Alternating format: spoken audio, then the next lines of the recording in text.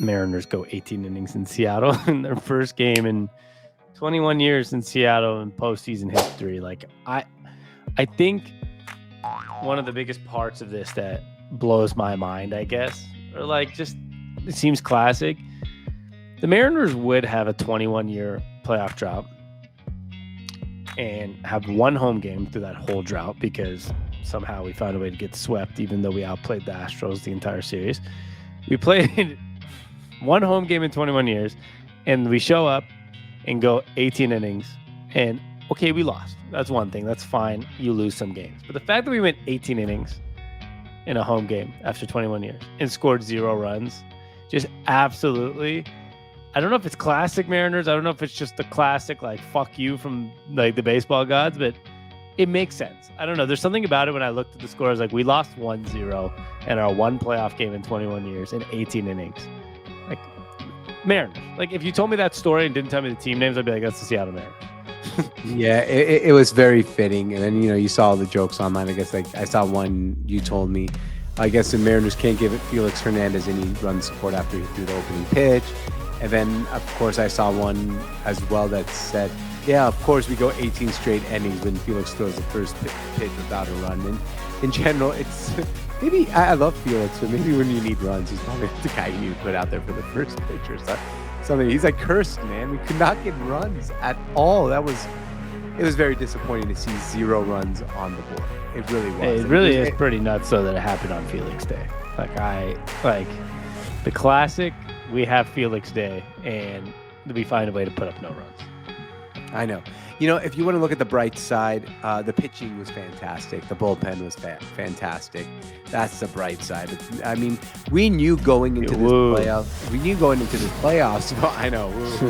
We knew going into this playoffs, our biggest problem was our bats. I mean, unfortunately, this season, we thought Kelenic was going to be a big bat.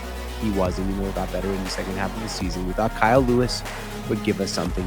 He didn't. We thought Jesse Winker would give us something. He didn't. And then, of course, we got guys like Mitch Haniger, who really did not have a good second half of the season. So all in all, overall, our bats we knew were the problem. So I guess it made sense. That's how our season ended, was because of the bats. Yeah, you could see we knew it was the problem, but that was not intended to be the problem. So it is still very disappointing. The way I see it is when you have, what's the best way? Like, we did not plan, or it's not like we executed the offseason. This is what bothers me. It's not that it, you're right. Maybe we didn't have, maybe we knew going into the playoffs our bats were somewhat of a weakness. That's what I meant. But still, I thought maybe, I don't know, things can change. Like when you actually look at our lineup, you had guys like Julio, Ty France, both all-stars. You had Cal Raleigh, who basically had one of the best rejuvenation stories in all of baseball this year. And as a catcher, is just as good as you can get for a catcher. Not many catchers can, hit a lot of home runs and play 27 home runs. Yeah. On top of that, you had Haniger, who technically could get into like a good rhythm at some point, right? Frazier, who was really good until he played with the Mariners. Suarez was actually playing really well. JP Crawford. Really, if you look back at it, pinch running Crawford in the 9th. We'll get there.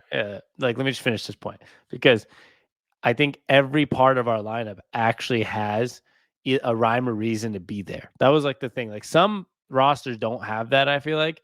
We have like that top prospect that just sucks right now for some reason in Kelenic. And you have the Adam Frazier, who was part of an important trade and was an all-star before coming to Seattle. And Suarez, it was supposed to be Winker, and it's supposed to be, this guy, JP Crawford, batted like 330 in the first 2 months of the season.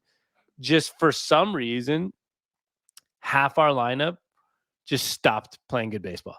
And it's like one of those where it's like the offseason was actually okay. Like now when you look back and you have Suarez and the prospects and different things, but then like half the lineup just kind of gave up on us, as in like Winker, Frazier, Crawford, Kelenic.